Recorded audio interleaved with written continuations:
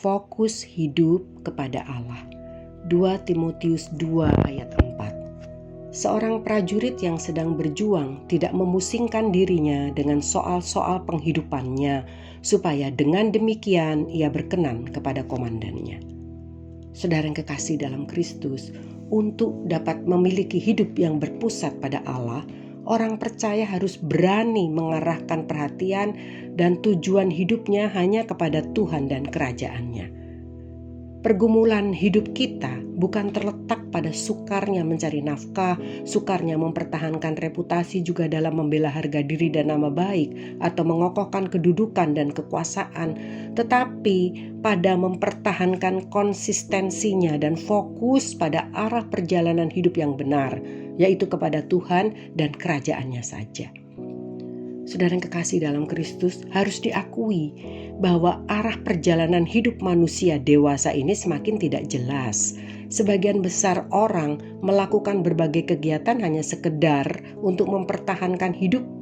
Sebagian lainnya berusaha untuk menikmati hidup dengan segala caranya. Mereka bukan kelompok orang yang sekedar dapat mempertahankan hidup sebab bagi mereka segala kebutuhan sudah terpenuhi. Kelompok ini adalah kelompok yang terbilang beruntung secara dunia, tetapi sebenarnya berkeadaan malang secara rohani sebab mereka semakin buta dan menjauh dari kebenaran Allah.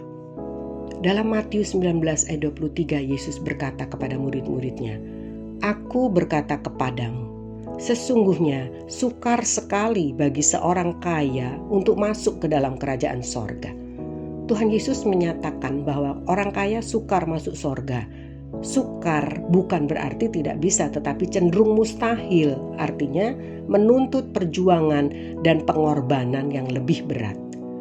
Saudara yang kekasih dalam Tuhan, tidak jelasnya arah perjalanan hidup ini bukan saja ada dalam kehidupan manusia di luar gereja, tetapi juga ada dalam kehidupan orang percaya yang pengertiannya mengenai kebenaran Allah tidak cukup mendalam.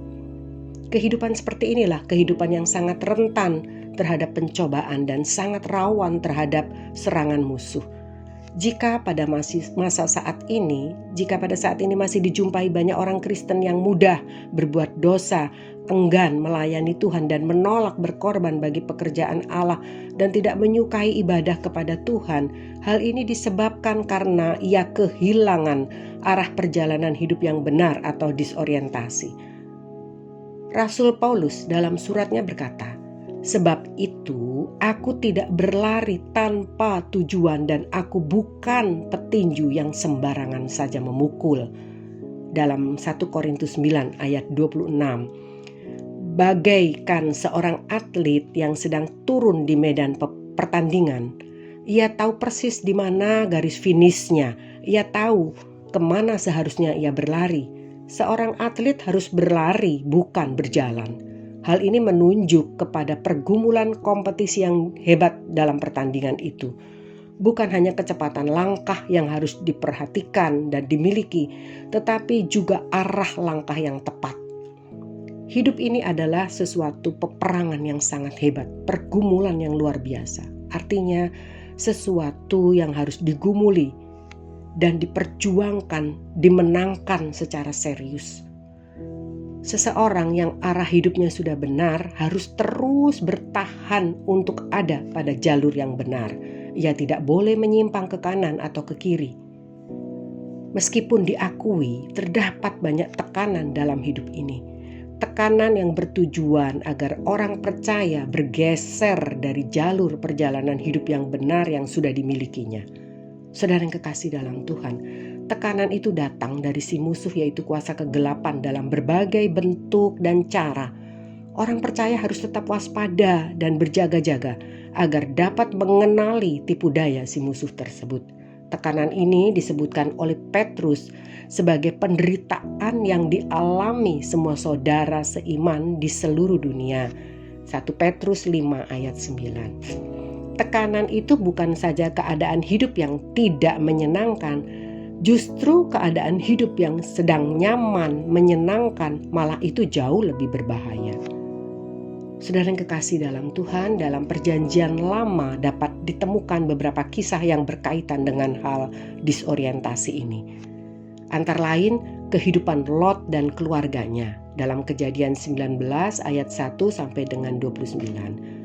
Bahkan Tuhan Yesus mengingatkan orang percaya agar tidak seperti istri Lot dalam Lukas 17 ayat 32. Istri Lot tidak fokus dalam melarikan diri dari Sodom dan Gomora. Keselamatan yang disediakan Allah atas hidupnya menjadi gagal terwujud.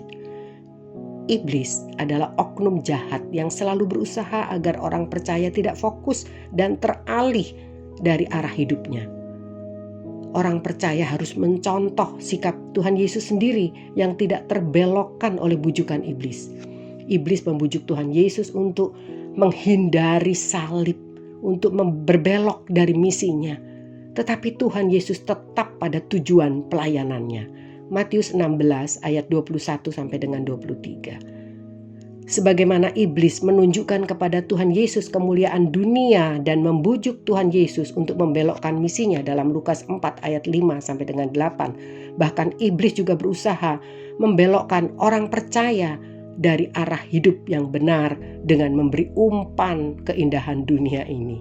Oleh sebab itu, langkah yang harus dilakukan orang percaya adalah memberi diri mengikuti segala jalan yang ditunjukkannya. Orang percaya harus mengerti kebenaran firman Tuhan dan melakukannya, yaitu prinsip-prinsip kebenaran dalam Injil. Kalau seseorang salah dalam mengarahkan hidupnya, maka Tuhan tidak bisa membuat ia menemukan kerajaannya.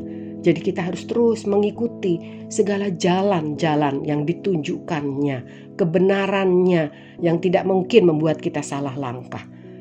Dalam suratnya kepada jemaat di Filipi dalam Filipi 3 ayat 13 sampai dengan 14, Paulus berkata, "Aku melupakan apa yang telah di belakangku dan mengarahkan diri kepada apa yang di hadapanku dan berlari-lari kepada tujuan untuk memperoleh hadiah, yaitu panggilan sorgawi dari Allah dalam Yesus Kristus." Puji Tuhan. Pernyataannya ini menunjukkan bahwa ia memiliki arah hidup yang jelas, dan seperti demikianlah sepatutnya tujuan hidup orang percaya dalam berjuang hingga garis akhir dengan tetap mengarahkan diri pada tujuan, hidup fokus kepada Allah, hidup mengabdi, melayani pekerjaannya, melayani segala apa yang Tuhan kehendaki dalam hidup kita, menggunakan waktu ini dengan sebaik-baiknya, dan kita hidup terus mengabdi kepada kerajaan-Nya yang kekal dan yang tak tergoncangkan. Puji Tuhan, haleluya. Tuhan Yesus memberkati kita semua. Sekali Yesus, tetap Yesus.